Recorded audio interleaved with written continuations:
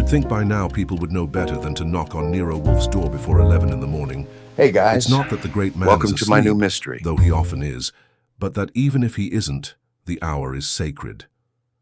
Between breakfast and orchids, there's as much chance of him entertaining a caller as there is of him taking a stroll down 9th Avenue in sneakers. So when the doorbell buzzed at 10:30 sharp on a Tuesday, I figured it was either the gas company, a lost tourist, or someone who didn't know what a tightrope he was about to walk. I opened the door to find the last option. A man who looked nervous, earnest, and completely out of place on our stoop.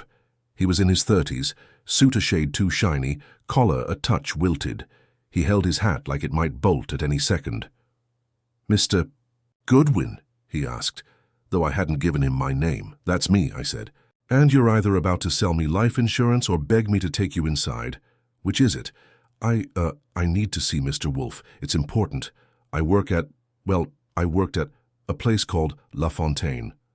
He swallowed, his Adam's apple bobbing like a buoy in a storm. "I was a waiter there. Something happened last night, something I can't explain." "Plenty of people can't explain what happens after a night out at La Fontaine," I told him. "But Wolfe isn't usually the man they come to with their hangovers. You'll need to be specific." The guy glanced past me, into the hall, like he was expecting a goon squad to be waiting in ambush.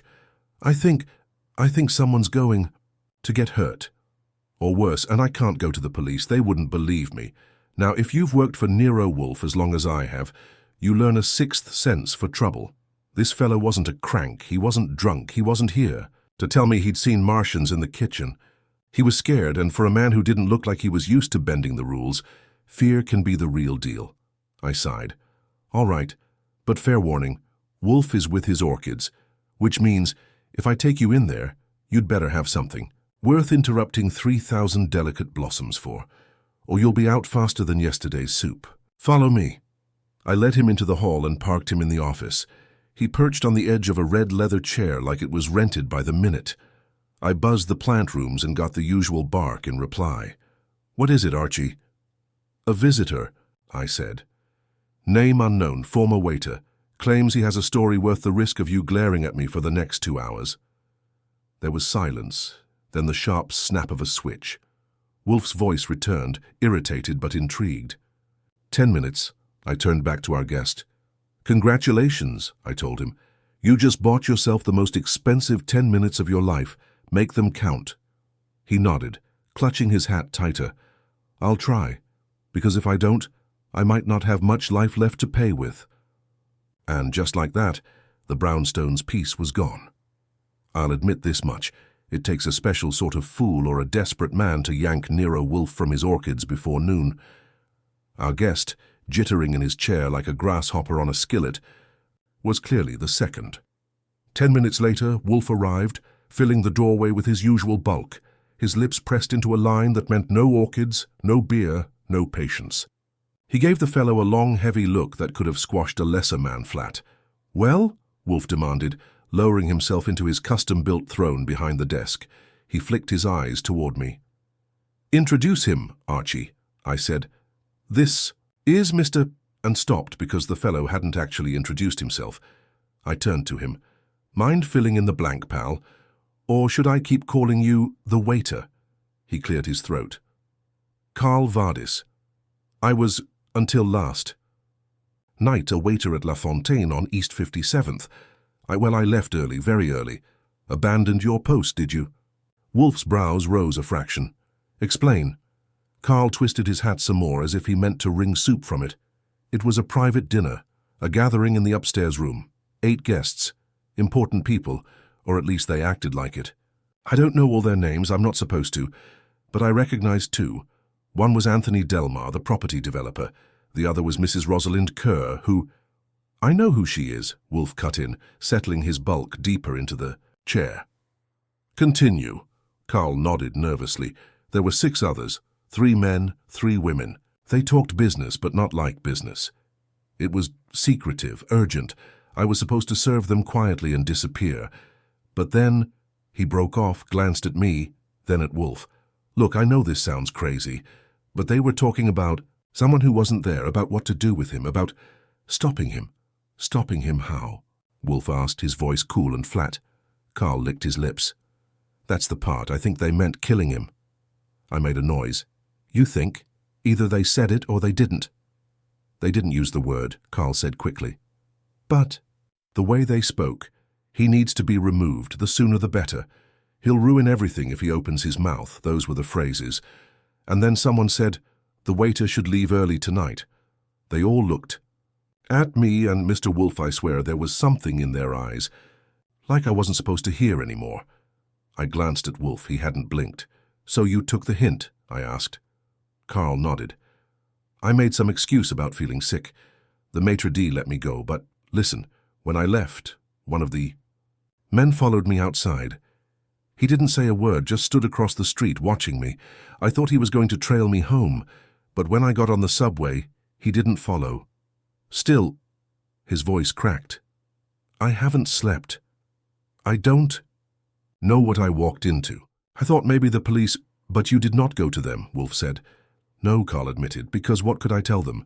I didn't have proof, just words, and who'd believe a waiter over Anthony Delmar or Rosalind Kerr?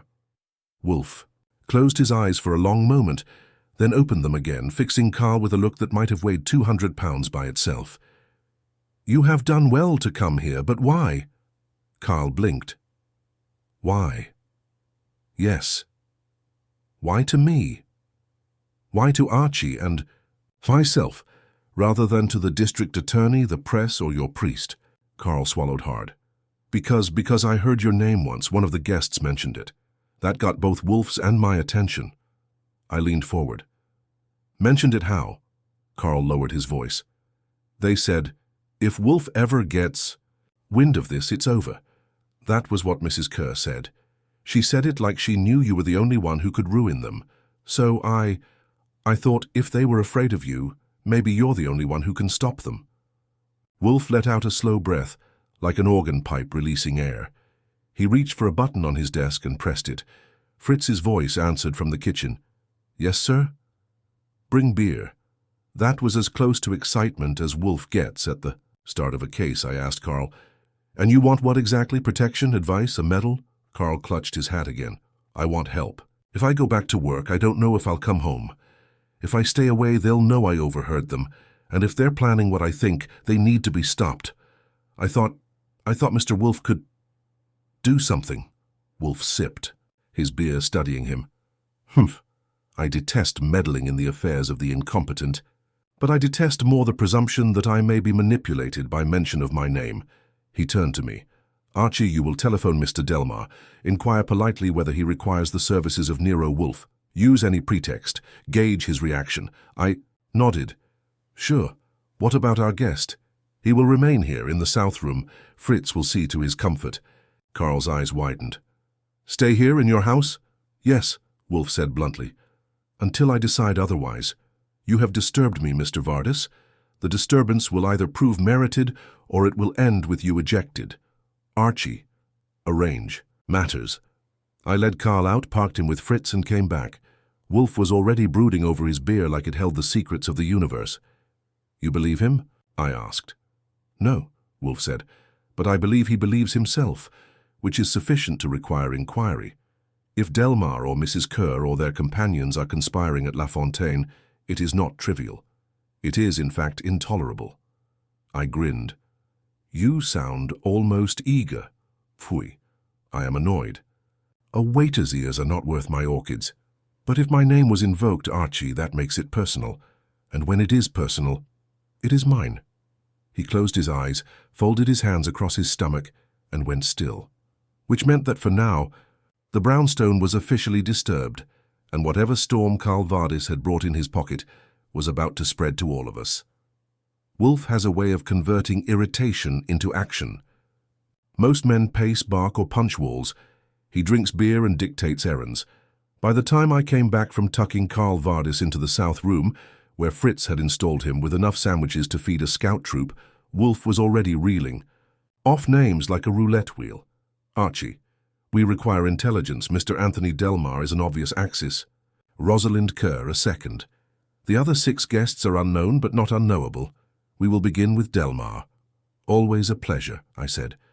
Property developer, fortune in concrete and steel, taste in ties that could blind a man at 20. Paces, poi, spare me. You will determine whether Delmar retains his composure when pressed. Use tact, use guile, use your feet. And if he uses his fists, you will use yours, but not before exhausting your wit. That was as much instruction as I was going to get. So, notebook in pocket, I headed out into the New York afternoon. By 7 that night, I had the start of our circle, each member with enough secrets to keep Wolfe interested for days. Anthony Delmar kept offices on Park Avenue, 2 floors of chrome and glass where receptionists spoke like telegraph wires. I told his secretary that Nero Wolfe wished to confirm a dinner engagement. Her lips went tight enough to pinch steel. 10 minutes later, I was ushered into Delmar's corner sanctum. He was exactly as you'd imagine. Tan in January. Cufflinks. Heavy enough to anchor a yacht. Smile with more teeth than warmth. "Mr. Goodwin," he said, shaking my hand as if he were doing me a favor. "What's this about Wolfe? I haven't seen him in years." "Funny," I said, "because his name came up just last night at La Fontaine." That got a flicker, just a flicker, across his polished forehead. He sat down behind his desk. "La Fontaine entertains many distinguished guests. I don't recall mentioning Wolfe. Then maybe Mrs. Rosalind Kerr mentioned him. Hard to keep track." He didn't answer, but he started drumming his manicured fingers on the glass desktop, which told me 2 things. 1, Wolfe's name had landed like a pebble in his shoe, and 2, he was hiding something. Rosalind Kerr, Mrs. Kerr, lived in a Fifth Avenue co-op where the doormen dressed better than I do at weddings. She was 50, looked 40, dressed 30, and spoke 20. A widow twice over, her money was the only steady companion in her life. When I rang her bell, she answered herself, wearing pearls and a smile that could slice fruit. "Nero Wolfe?" she said when I explained. "Good heavens, is he still alive? I thought he'd retired years ago." "He hasn't. He's very much alive. And his name was used at dinner last night." Her smile froze. "Dinner? Oh, you mean the fundraiser." I hardly noticed who was there. "Do give Mr. Wolfe my regards." She tried to close the door. I leaned on the frame. "One more thing. The waiter who left early, Carl Vardis. Ring a bell?" The pearls stopped jingling. "I don't concern myself." "With staff. Good day, Mr. Goodwin." The door shut. I took that as a yes, Julian Eberhardt. The maitre d' at La Fontaine, a silk-suited marvel named Julian Eberhardt, wasn't on Wolfe's original list, but Carl had described him as letting him leave early. That made Julian a gatekeeper, and, in Wolfe's book, a gatekeeper is a suspect. Julian greeted me like a long-lost cousin and denied everything like a politician. "Mr. Vardis." "Say it, yes, very sudden. Poor boy, we wish him well." "You didn't think it odd, him leaving mid-service?" I asked. Julian's shoulders lifted. "Guests requested it. They desired privacy. I accommodate. Generous of you. Any idea what they wanted privacy for?" A smile spread across his face, thin and oily. "Mr. Goodwin, our business is discretion. Without it we have nothing, so forgive me if I offer none." Which translated to, "Yes, I know, but I'm not stupid enough to tell you. Henry Klinger, the Ya."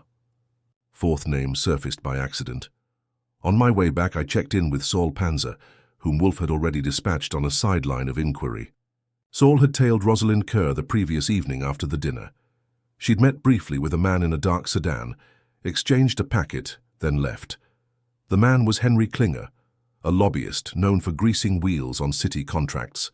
Klinger had reason enough to want someone silenced. He collected secrets the way others collected stamps. If Wolfe's name had been tossed into their mix, then Klinger's hands weren't clean. Closing the circle, by the time I returned to the brownstone, it was close to midnight. Wolfe was waiting, beer in hand, eyes closed. He opened them when I entered. "Well?" I gave him the rundown. Delmar twitchy, Kerr evasive, Julian too smooth, Klinger lurking in alleys. Wolfe listened without interruption, which is as close as he comes to applause. When I finished, he set his glass down. "Good. That will suffice for the nucleus, 4, perhaps 5, enough." "Enough for what?" "To confirm Mr. Vardis's veracity. If such individuals dined together with my name in their mouths, then there is indeed a matter. Not yet murder. Perhaps not even crime, but a matter." "And what do we do with our matter?" I asked. Wolfe closed his eyes again. We wait, they will come to us. That was Wolfe's way. Most detectives chase their quarry. Wolfe sets the bait, arranges his chair and waits for the quarry to walk in on its own 2 feet. And as much as it irritated me sometimes, he was usually right. Still, looking at Carl Vardis pacing the south room like a cat in a new cage, I couldn't help thinking, sometimes the quarry has teeth. By morning, Carl Vardis looked like a man who'd spent the night rehearsing his own obituary. Fritz had given him eggs and toast, but judging by the untouched plate, fear was proving more filling than breakfast. Wolfe ignored him completely, which for Wolfe is the equivalent of sainthood. I, on the other hand, had the pleasure of legwork duty. You'll take Delmar first, Wolfe instructed, buttering a corn muffin with the precision of a surgeon. Then, Mrs. Kerr, avoid repetition. Bring me contradictions. That was my marching order, so I marched. Delmar was at his Park Avenue office again, and this time he wasn't interested in smiles. He waved me in with all the warmth of a summons. Goodwin, I told you yesterday I don't know what you're talking about. Why are you still here? Because I like your decor, I said, eyeing a painting on his wall that could have bought Fritz a year's worth of veal. And because Wolfe doesn't think you were honest, that got him leaning forward, jaw tight. Listen, I have no quarrel with Wolfe, but if he meddles in my affairs... He stopped himself, then tried a smile. You're fishing, well, you won't catch anything here. Then why mention his name at dinner? His face went blank, and blankness is the best tell of all. I didn't. Good, I said. I'll tell Wolfe you're consistent. He'll appreciate that. He collects liars the way other people collect stamps. That earned me an escort to the door. But his pulse had definitely jumped, and I filed it away for Wolfe. Rosalind Kerr was next. She met me in her sitting room this time. No pearls, just a silk robe that probably cost more than my entire wardrobe. She lit a cigarette with a hand, as steady as a surgeon's, but her eyes kept darting. I do wish Mr. Wolfe would stop sending you here, she said. Wolfe doesn't send, he suggests. I choose. I leaned back in the chair, and I chose to ask again about Carl Vardis. You knew him, didn't you? Her lips curved. A waiter, they're interchangeable. Sure, and still you knew his name when I asked yesterday. Pretty good memory for someone who doesn't notice stuff. That cracked the smile. She stubbed the cigarette out too fast. If Carl Vardis has spoken to you, he's a fool. He misheard, misunderstood. That's all I'll say. Which was plenty, because people don't call someone a fool unless the fool is telling a truth they'd rather bury. From there, I circled back to La Fontaine. Julian Eberhardt, silk suit shining, gave me the grand tour treatment. Ah, Mr. Goodwin, you return. To dine, perhaps. To talk, I said. About that private dinner. 8 guests, upstairs room. The one that ended early. His smile didn't twitch. Ah, yes. Confidential, of course, but you know confidentiality has layers. May I suggest lunch instead? May I suggest honesty instead? His eyes narrowed, but only for a second. The truth, Mr. Goodwin, is that the guests paid dearly for privacy. They were speaking of business ventures, nothing more. Funny, I said, because business ventures don't usually involve telling a waiter to clear out.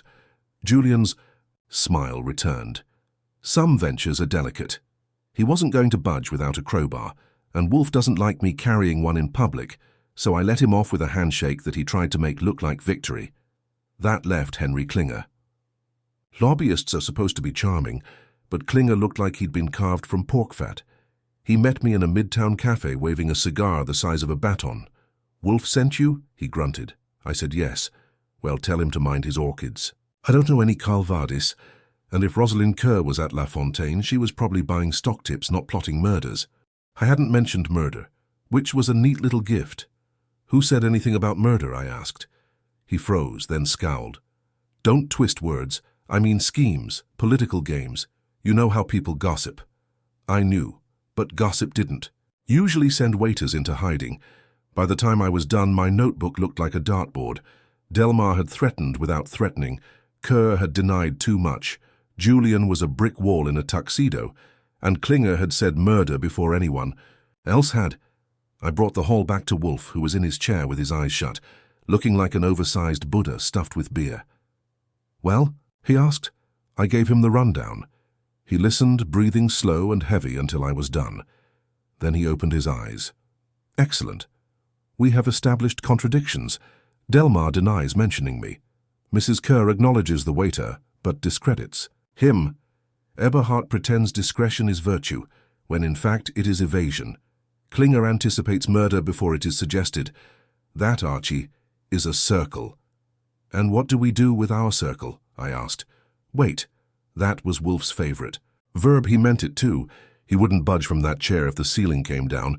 But in my experience, when Wolfe says wait, trouble is already on the way. Karl Vardis drifted in from the south room then, pale as milk. He stood by the desk, wringing his hands. Mr. Wolfe, I can't stay here forever.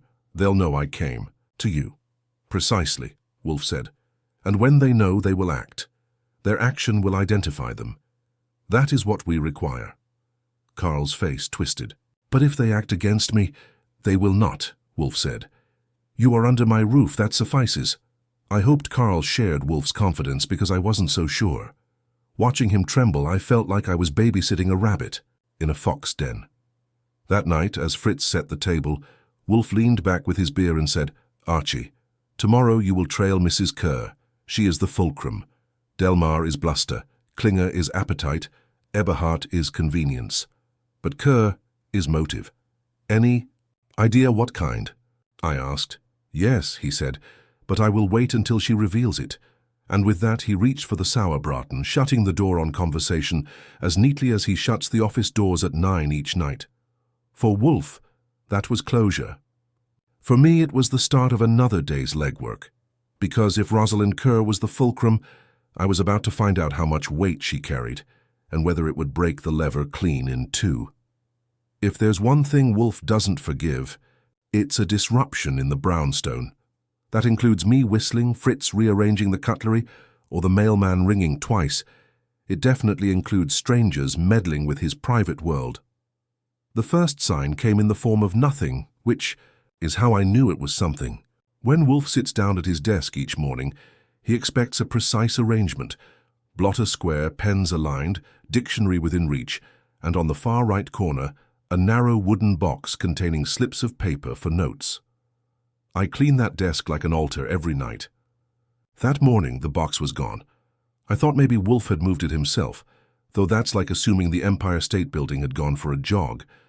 When I asked, he raised his eyebrows at me as if I'd suggested he'd taken up ballet. Gone? He repeated. Vanished, evaporated, not there.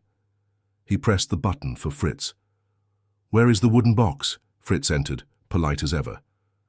I have not touched it, sir. Karl? Wolfe barked. The ex-waiter appeared in the doorway, looking like he'd been caught stealing silverware. Yes, sir? Did you remove a small wooden box from this desk? No. I swear. I haven't gone near your desk.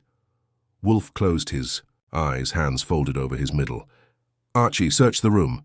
That's a job I know by heart. I checked drawers, shelves, cabinets, even behind the globe. Nothing. The box had disappeared clean.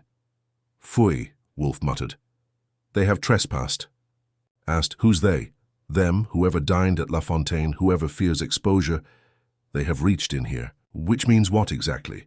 That they broke in overnight? Not necessarily, he glared at me. What does the box contain? I said, slips of paper, your scribbles, half a grocery list, nothing fatal. Not the point, Wolfe growled. The point is violation. Our sanctuary has been entered. That is intolerable. Karl looked like he might faint. You mean they followed me here? They came into your house? Evidently. Wolfe gestured sharply. Archie, confirm. I went over the locks, the windows, the hall. Nothing looked forced. If someone had come in, they had a key, or fingers. Better than a locksmith's. The only oddity was a faint scuff mark on the office doorframe, as if a shoe had dragged there. When I reported, Wolfe's lips compressed. Archie. Call Saul, I did. Saul Panzer came over within the hour, looked the place over and nodded. Someone's been inside, quiet job, not amateurs. Karl swallowed. So, they're watching me. Saul shook his head. Not just you. They're watching him. He jerked his chin toward Wolfe. That earned Saul a glare fit to scorch paint. Wolfe didn't like being reminded that he wasn't invincible. The rest of the day passed like a kettle on low boil. Wolfe stayed in the office, brooding, dictating notes to me on each suspect, as though the missing box were fuel for his fire. Carl paced the south room, looking like a rabbit waiting for a hawk. Fritz polished the silver, which is his way of thinking. At 9, as usual, Wolfe shut the office doors. I went up to bed, figuring tomorrow would be worse. I was right. At 3 in the morning, I woke to a sound. Not loud, just soft, steady, deliberate. Shoes on wood. I got up, slid my revolver from the drawer, and went to the hall. There, down by the front door, a shadow moved. "Hold it," I said, and the shadow froze. It was Carl. He turned, pale, hands trembling. I couldn't sleep. I was just checking the door. "With your coat on?" I asked. He stammered something about needing air. I took the coat off him and marched him back to the south room. "Next time you want a stroll, pal, ask permission. Otherwise you'll end up on the sidewalk with my boot print on you." He nodded miserably. But as I walked back upstairs, I wasn't sure. Was Carl trying to bolt, or had someone been coaxing him? The missing box, the scuff on the door, now this. The brownstone wasn't just disturbed. It was under siege. "Next morning," I told Wolfe. He listened, eyes half shut. "Archie, you suspect Mr. Vardis." "I suspect everyone, including you, if you'd gotten up at 3. Wolfe grunted. "No. Carl is terrified. If he had colluded, he would not need to feign terror. Then someone else got in, which means we've got a leak. Locks? Keys? Perhaps. But more likely, cooperation." Wolfe's eyes opened. Eberhard, the maitre d', a man of doors, a man who arranges ingress and egress for a living. Fui, he is our conduit. It made sense. La Fontaine wasn't just a restaurant, it was a fortress of velvet. If Julian had handed out a key or facilitated entry, our guest from that dinner had stepped across the line. "What now?" I asked. "Now," Wolfe said, "we make them step again. And this time, Archie, we will be watching." That afternoon, he set Saul on quiet surveillance of the house. He sent me to La Fontaine with instructions to rattle Julian's cage. And he instructed Fritz to serve sauerbraten that night, which is his way of bracing himself for war. I found Julian on duty, bowing to customers like a flag in a breeze. I leaned on the bar. "Someone came into Wolfe's house last night. Odd. Coincidence, don't you think?" Julian's smile faltered. "Why tell me?" "Because I think you helped." His eyes narrowed to slits. "Be careful, Mr. Goodwin. Accusations can be dangerous." Not as dangerous as trespassing in Wolfe's brownstone. I gave him a grin and left him fuming. When I returned, Wolfe had already drawn his conclusion. "He is frightened," he said. "Good. Fear makes men stumble, and when they stumble, I catch them." I asked if we should call the police. "Pfui, with what? A missing box, a smudge on wood?" They would laugh. "No, Archie. We will wait. They will return, and when they do, we will make them regret it." And so the brownstone, our fortress, our haven, was no longer safe ground. Wolfe called it trespass. I called it a shot across the bow. Either way, it meant the game had changed, and whoever we were up against had just declared war. Archie Goodwin here, and if you think Wolfe was letting the waiter's little escapade slip through the cracks like coffee grounds, you'd be wrong. Not that he moved an inch. The man's idea of exercise is shifting a pinky to press the buzzer for beer, but I'd learned to recognize the signs. The increased frequency with which his eyes shut while I spoke, the slightly sharper edge to his fouet, and the way his lips tightened when he was working through more than the menu. The disappearance of a waiter wasn't much in the newspapers, but to Wolfe it was a burr under his substantial hide. He didn't like disorder, especially when it knocked on his door at dinner. By Wednesday morning he'd sent me out with instructions worded as gently as a summons from the IRS. I was to engage with the circle of those who knew Matthew, Rusk and his connections to Mr. Mortimer Brill. That meant tailing, chatting, and generally sticking my neck out. Brill was a publishing magnate with the warmth of a snowdrift, and if Wolfe had an itch in that direction, my guess was it wasn't by accident. I started with Brill's office. The man had a reputation for making and breaking careers with a flick of his cigar ash, and if there's one thing I enjoy, it's walking into the lair of a man who thinks I'm beneath his carpet fibers. Brill's building downtown was all glass, steel, and security guards who looked like they'd failed auditions for a gangster flick.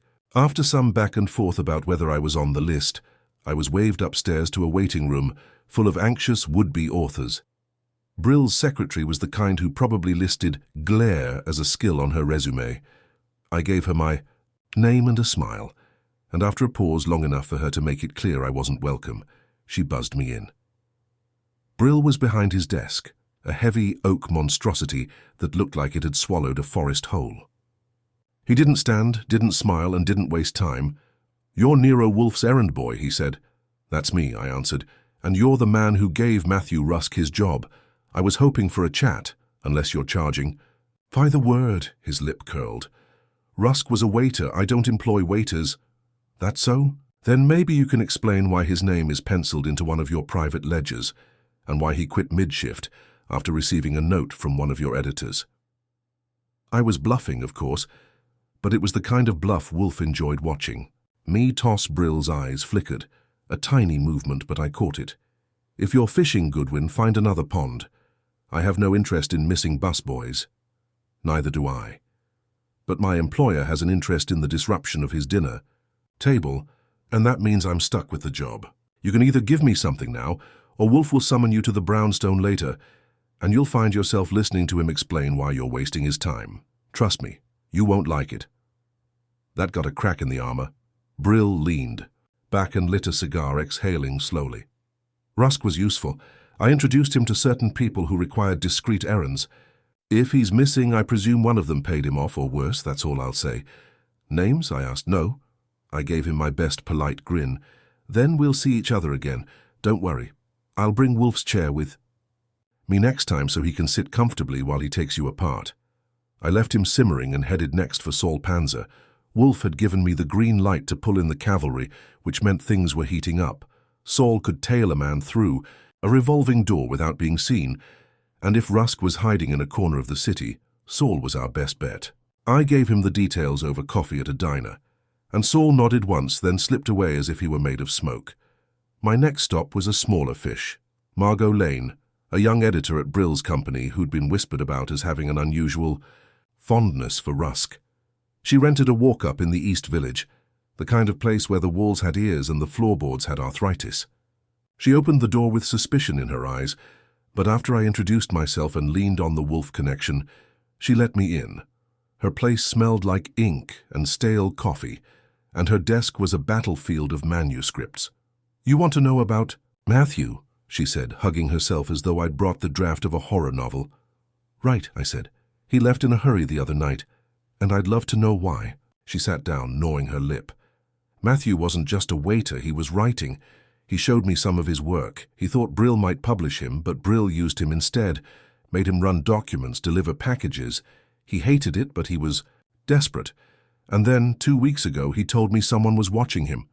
"Who?" She shook her head. "He didn't say, just that he felt trapped. The night he left, he looked terrified. He slipped me this." She handed me a folded sheet of paper, the kind waiters use for scribbling orders. On it, in scrawled handwriting, were the words, "If anything happens to me, ask Brill about the letter." That was the kind of breadcrumb Wolfe loved, cryptic, ominous, and guaranteed to upset the digestive process. I thanked Margot, left her to her manuscripts, and headed back uptown with the note in my pocket. By the time I got home, Wolfe was in his chair with his eyes closed. Fritz was bringing in beer, and the orchids had just finished their afternoon bask. I handed Wolfe the note. He opened one eye, read it, and sighed as if someone had burned his favorite recipe. "A letter," he muttered. "Always a letter. Brill has compromised himself. Pfui, the man is a clod." "Do we know what letter?" I asked. "We will," he said. "Saul will find Rusk. You will keep Brill and his circle under sufficient pressure, and I will, regrettably, be required to summon them here before long." Disgusting. I could see it then, the game pieces sliding into place on Wolfe's invisible board. Rusk hadn't just walked out. He'd been pushed, pulled, or frightened off the table. And Brill, with his heavy cigars and heavier secrets, was going to find himself seated in Wolfe's office before long, with nowhere to run. That was the moment I knew we weren't dealing with a missing waiter. We were dealing with something that would drag half of Brill's empire into Wolfe's dining room, whether they liked it or not. And Wolfe, sitting fat and immovable in his chair, would chew them up the way he chewed his beef, slow and thorough, until nothing was left but scraps. Wolfe had the look of a man who had eaten too much sour fruit but refused to admit he didn't like the taste.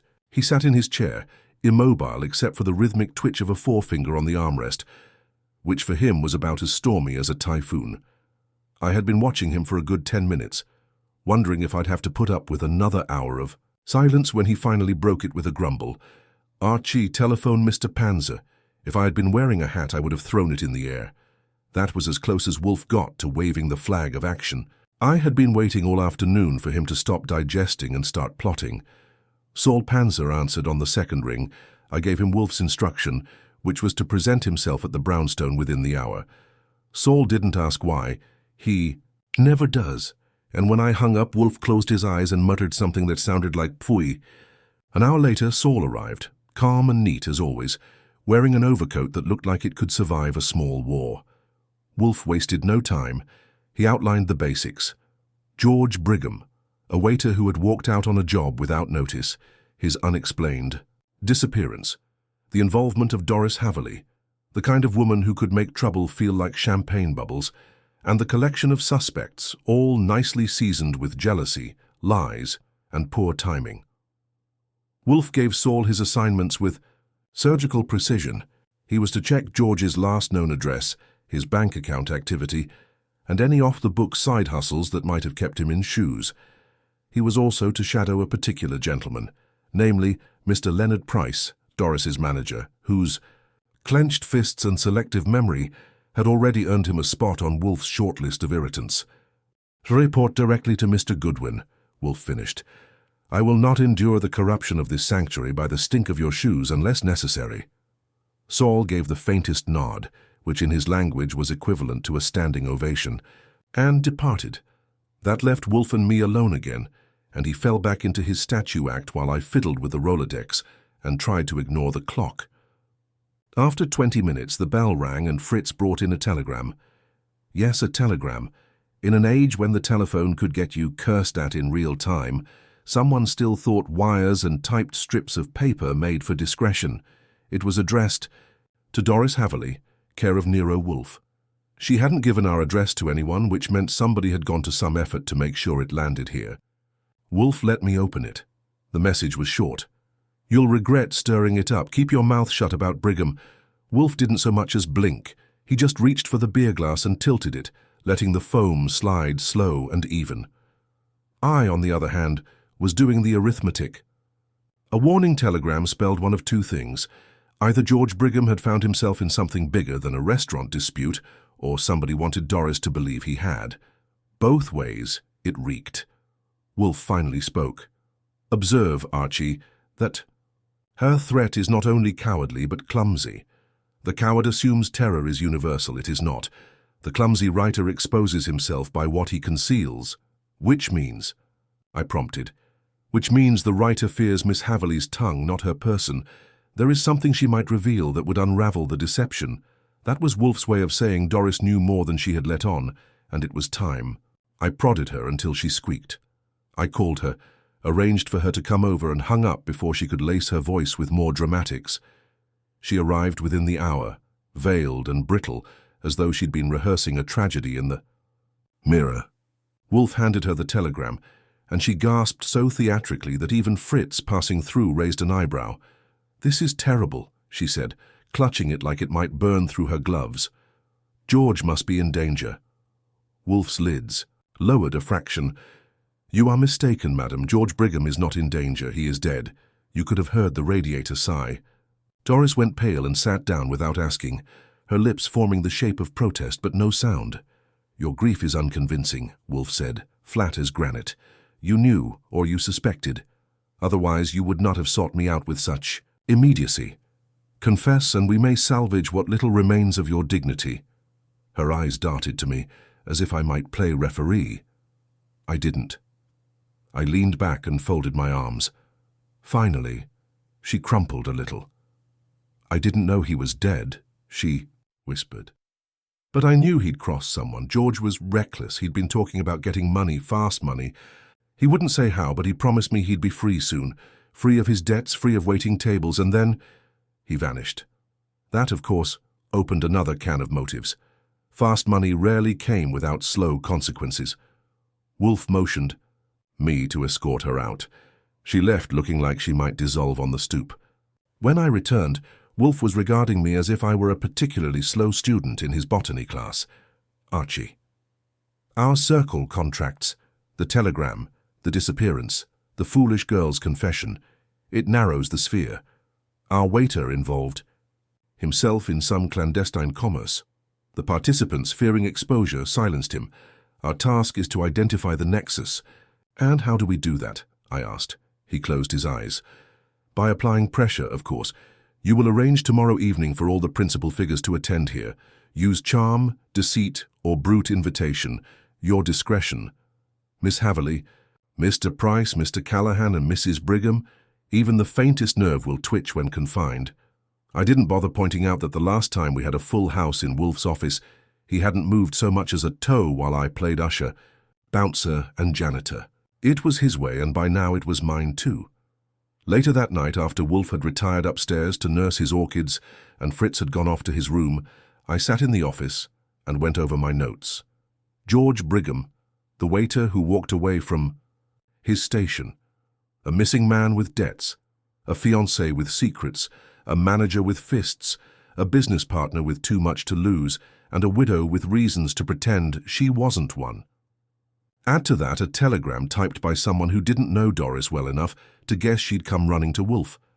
I had a feeling tomorrow's gathering in the office was going to be livelier than a cocktail party in a dynamite shed, and I also had a feeling Wolfe wouldn't so much as twitch his pinky while the rest of us sweat it out. But that was the deal. Wolfe brewed the trap, and I got to bait it. And somewhere in that tangle of motives, lies, and telegrams, the truth about George. Brigham was waiting to be smoked out like a fox in a henhouse. I turned out the light, telling myself sleep would come easy. It didn't. Archie Goodwin here again, and if you're keeping track, we'd finally reached the point where Nero Wolfe, comfortably ensconced in his oversized chair, had all his suspects lined up in a row, like ducks waiting to be shot at. Don't mean literally, since Wolfe doesn't keep firearms in the office, and he wasn't likely to get up to fire one even if he did. What he does keep is his voice, his eyebrows, and the kind of logical precision that makes a scalpel look sloppy. And on that particular evening, he was using them all. The setup was classic Wolfe. Chairs arranged in a semicircle in front of his desk, with Wolfe himself tilted slightly back in his oversized chair, his half-lidded eyes fixed on the group. Fritz had been sent off to make sure the kitchen was in order, and to provide drinks if called upon, and I'd stationed myself, notebook in hand, at my usual spot. Saul Panzer was standing discreetly off to the side, looking as neutral as a man can when he already knows half the answers, but isn't saying a word. The lineup: Mr. Calderon, our agitated restaurant owner who still insisted that all he wanted was his reputation restored. Daria Havel, who carried herself like a queen displaced from her throne and was none too happy about being made to wait for Wolfe to begin. Vincent Pirelli, trying hard to keep his slick calm but failing, sweat on, his brow betraying nerves he'd been trying to hide. Mr. Nevin, the clean-cut waiter, whose departure from work was more eventful than he had admitted, sitting upright as if posture alone could shield him. And finally, Mrs. Finch, the widow who claimed she wanted only clarity but seemed to feed on everyone else's unease. Wolfe opened the gathering with one of his infamous silences. You might think that's not much of an opening move, but trust me. When Wolfe stares at a man across that big mahogany desk, the seconds crawl by like years. He let the silence fill the room until someone cracked. This time, it was Pirelli. This. Here's a waste of time, he snapped, his voice tighter than he'd probably intended. If this is about the missing envelope, I had nothing to do with it. That was the wrong play, and I nearly smirked. Wolfe's lips twitched, just a hair. Indeed, Wolfe said softly. You refer to the envelope without my naming it. Curious. Pirelli reddened. Well, Archie was the one who— Yes, Wolfe interrupted. Mr. Goodwin was the one who discovered you rummaging in Miss Havel's bag when you assumed yourself unobserved. Rash, but not unexpected. Daria leaned forward sharply. That— was my bag, and I left it for just a moment. And in that moment, Wolfe said, you invited suspicion. But to fax, Miss Havel, not your indignation. You claimed the missing envelope contained recipes and supplier contracts. That is only partially true. He let his eyes drift lazily toward her, like a cat about to flick a paw. It contained evidence of a different kind. Proof that Mr. Calderon had paid for silence. Calderon jolted upright. That's absurd. No, Wolfe said, it is not. You paid to suppress testimony about an incident in your establishment, an incident involving Mr. Nevin, who left his post at a critical hour. Nevin flushed crimson. I left early because my mother was sick. Your mother, Wolfe said, was in fact seen that evening shopping on Madison Avenue. I have the report from Mr. Panzer. Saul inclined his head, just enough to acknowledge his contribution. That landed like a stone in a pond, sending ripples of discomfort across the semicircle. Calderon fidgeted with his cuffs. Daria folded her arms, eyes sharp. Finch sat straighter, lips pursed, as though she were savoring each revelation. Archie, me, scribbled a note in my book just to keep the record straight, though mostly I was enjoying the show. Wolfe folded his hands on his belly. The essential fact, he said, is that the waiter did not leave because of a personal emergency. He left because he was told to. Ordered, in fact. His gaze fixed directly on Pirelli. By you, Mr. Pirelli. I never... You did, Wolfe cut him off, because you needed the space. A window of absence. The restaurant was not the true target. It was a transaction within the building next door. The envelope, Miss Havel's property, was meant to pass hands under the cover of the restaurant's noise. You sought to intercept it. Mr. Nevin's early departure allowed you access. Daria's face was pale but rigid. If that's true, she murmured, then Vincent... Yes, Wolfe said. Vincent sought to retrieve the envelope, not for the restaurant's sake, but for his own. The contents, if exposed, would ruin him. Payments traced back to ventures unsavory enough to topple his carefully constructed facade. Pirelli sprang halfway from his chair. You can't prove that. I can, Wolfe said smoothly, and I will if pressed. The paper trail is sufficient, and your attempt to conceal it with theft exposes more than you realize. Mr. Panzer acquired the necessary corroboration. For the first time, Pirelli sagged. The fight drained from him like air from a punctured balloon. His hands gripped the arms of his chair. Mrs. Finch finally spoke, her tone dry. So he's the villain. I suspected as much. Wolfe's eyes flicked to her, slow and deliberate.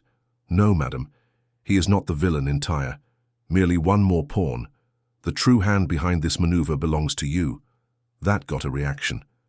Finch stiffened, her composure cracking. Me? I barely knew what was in that envelope. You knew precisely, Wolfe said, his voice firm now. You maneuvered Miss Havel into bringing it, and you encouraged Mr. Calderon's payment. You wanted the paper in circulation only briefly, enough to frighten and destabilize. Then, with Mr. Pirelli's attempt, you meant to paint him as the guilty party while you quietly retained leverage over all. Widow though you may be, you have not renounced your husband's network. You intend to inherit it. The room was dead still. Even I didn't scribble. Finch's fingers twitched on the arm of her chair. For a second, she looked like she might deny it outright. Then she composed herself. Supposing I had such intentions, Mr. Wolfe, what does it matter to you? It matters, Wolfe said coldly, because you used deception and intimidation in my house. You thought to disturb my brownstone's peace by proxy, by planting the missing item in a place you believed would be safe. That is unacceptable. She didn't answer. None of them did. The silence was total. Wolfe had his victory, though the final stroke would come later. Wolfe glanced at me. Archie, telephone Inspector Kramer. Tell him to come with the district attorney's men. That cracked the silence.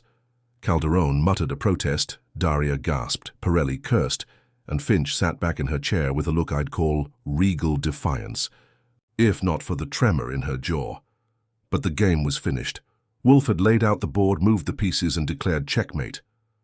I called Kramer. He wasn't pleased, but when is he ever? By the time he stomped into the office with his men, Wolfe had retreated to his chair like a general after a victorious campaign, eyes closed, fingers laced across his middle. Archie Goodwin here with your confession. When you've been around Nero Wolfe long enough, you start to think you can predict the man. I'd seen him drag a confession out of a district attorney, a congressman and a housewife with equal efficiency. I'd watched him bully a killer into sweating without lifting his arm off the armrest. I'd also watched him turn into a complete, immovable object when presented with an opportunity to exercise or skip dinner. So you think you know his rhythms. But then there comes a case like this one, what I called the waiter who left too early. And you realize, Wolfe has more tricks in his mind than Fritz has in the pantry. We'd reached that point where the suspects were no longer names in a notebook, but flesh and blood nuisances with personalities that clashed, motives that smelled, and lies that didn't match up. Saul had come in with his usual neat reports, confirming what I'd already sniffed out. Each of the key players had reasons to be glad that Marcus Vance, the so-called waiter with a vanished record, had disappeared and taken something important with him. The trouble was, Wolfe still hadn't revealed what he believed Marcus had taken or left behind. That was Wolfe's style, make Archie run circles until my soles wore thin, then place the final card on the table when he felt ready. At this point, the brownstone had been more crowded than a department store elevator at Christmas. First, it was clients, then suspects, and now Saul himself taking a chair across from me in the office, his eyes flicking toward Wolfe with the patience of a professional who knew this was going to take all night. Wolfe hadn't invited the group yet, but you could see it forming in his mind like a storm cloud. The pressure outside the brownstone was mounting. In my last run-around, I had cornered Madeleine Garth, the gallery owner, in her showroom. She was all polish and perfume, but under it I caught the twitch of someone afraid the walls were closing in. She let slip that she had seen Marcus talking to Christopher Dane, the playwright who'd come in acting like the world owed him applause, 2 days before Marcus went missing. What they discussed, she couldn't say. But the way her eyes slid away when I pressed her told me she knew more. When I reported that to Wolfe, he barely raised a brow. Instead, he demanded another beer and told Fritz to prepare roast duck with orange, which meant, of course, that he had digested the information and filed it precisely where he wanted it, without sharing the folder with me. But I could sense the build-up. Wolfe was baiting the line. Something was going to snap. It came on a Wednesday, just after dinner, when Wolfe finally said the words I had been expecting. Archie, ask them all to come here tomorrow at 4 o'clock. By them, he meant the circle of suspects. Madeleine Garth, the gallery owner with ambition bigger than her walls. Christopher Dane, the playwright with debts he pretended were just creative investments. Victoria Hale, the society matron who had hired Marcus for private parties. And Leonard Bryce, the smooth-talking restaurateur with connections to half the wine distributors in the city. Wolfe didn't mention Saul, but I knew he'd want Saul in the background, watching the edges. Now, you've probably seen a dozen detective stories where the suspects are rounded up and sweat bullets while the big man reveals the truth. But in Wolfe's office, it wasn't bullets of sweat. It was bullets of silence. Wolfe's trick wasn't to shout or threaten. It was to sit there, filling the room with his sheer refusal to move until the other person's words began spilling out just to fill the void. I've seen strong men crumple under less. When the suspects arrived, it was a pageant of nerves. Madeleine tried to play cool, taking the red chair as if she were at an auction. Dane smoked like the room was his stage.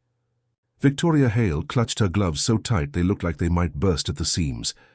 Leonard Bryce leaned back too far, trying the charm route. Saul slipped in last, settling in the corner, unnoticed, but noticing everything. Wolfe didn't begin right away. He let them sit, fidget, and exchange uneasy glances while Fritz brought in coffee. It was one of his old tactics. Let the minutes stretch so long that the anticipation became unbearable. Finally, Wolfe placed his fingertips together and said, "You are all here because of a man named Marcus Vance. He is gone, but his absence is not the problem. The problem is what he left, and what each of you has attempted to do with it. You could hear the little gasp from Victoria Hale.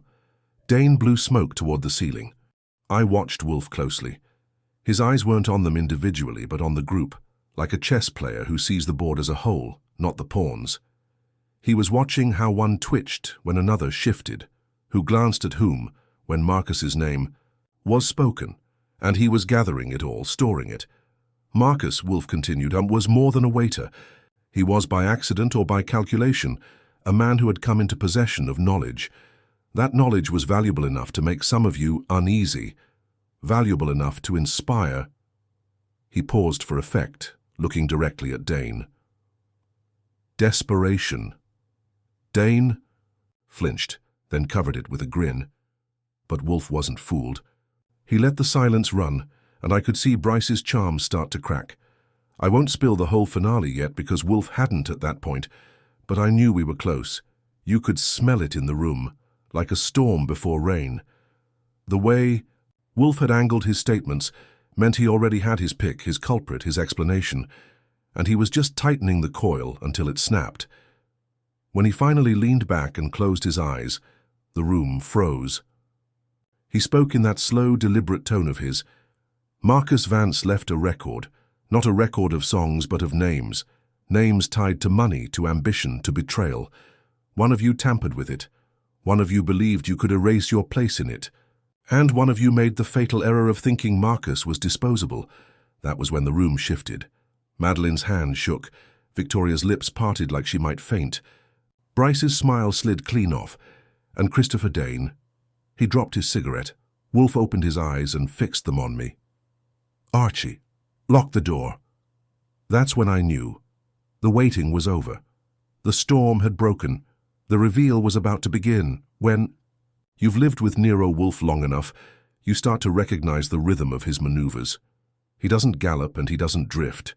He inches forward in such a way that everyone else thinks they're doing the moving until they're standing exactly where he's nudged them. By the time Saturday evening came and Wolfe announced the gathering for Sunday at 11 sharp, I had already cleared the office, polished the chairs, and rehearsed how I'd keep the crowd civilized long enough for Wolfe to slice them to ribbons, with words. The suspects arrived with the usual blend of self-consciousness and defiance.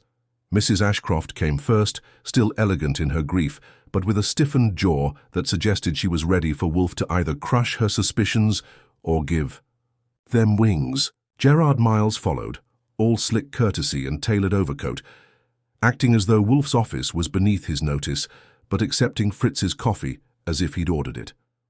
Then came Jameson, nervous, hunched, and trying too hard to keep his eyes steady. Behind him trailed Mr. Brannigan, who looked like he'd have preferred a racetrack to a detective study, but wasn't about to miss a chance to defend himself. And finally Miriam Ward, her scarf tied too tight, her face flushed from more than just the cold. Saul Panzer slipped in after them, taking a quiet seat by the globe, his presence both steadying and invisible. When Wolfe finally swiveled in his chair to face the semicircle, the air thickened. He looked neither mournful nor accusatory, just patient like a man waiting for a souffle to rise.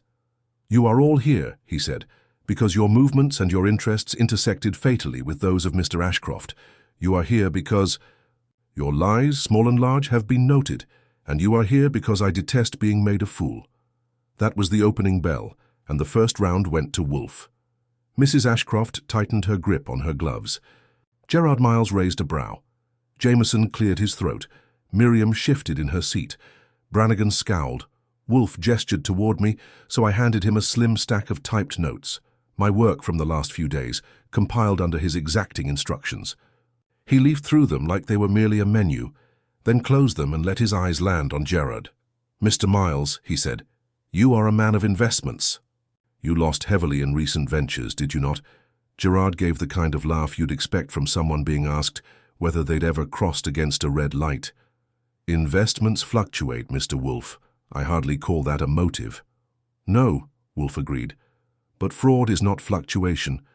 When you persuaded Ashcroft to place funds in your scheme, you concealed that the returns were fabricated. You sought to buy time, and you would have gained it had not Ashcroft discovered the falsity. His withdrawal left you cornered." Miles's jaw stiffened, but he only adjusted his cuff. "That's a serious accusation." "It is a fact," Wolfe said, calm as cream. Before Miles could press further, Wolfe's eyes shifted to Jameson. The young man nearly jumped. "And you," Wolfe said, Your alibi that you were at the service pantry when Ashcroft collapsed crumbles under the simplest test. You could not have reached the door without being seen by Miriam Ward, and she did not see you. Jameson's lips parted, closed, then opened again. I was there. She must not have noticed. Miriam's cheeks reddened. Oh, I noticed plenty. He wasn't there when I passed. Jameson swung toward her, desperate. You hated him too. Don't pretend you— Sit, Wolfe commanded, and Jameson slumped back like a marionette. With its strings cut, I could see the cracks spreading, but Wolfe wasn't rushing. He never does. He poured himself a beer, drank, then continued as if lecturing a seminar. Each of you possessed reason, he said. Mrs. Ashcroft feared exposure of her husband's double life. Brannigan feared the loss of his reputation and livelihood if Ashcroft's testimony became known. Miss Ward feared betrayal and ruin from a man who trifled with her. Mr. Miles feared financial destruction.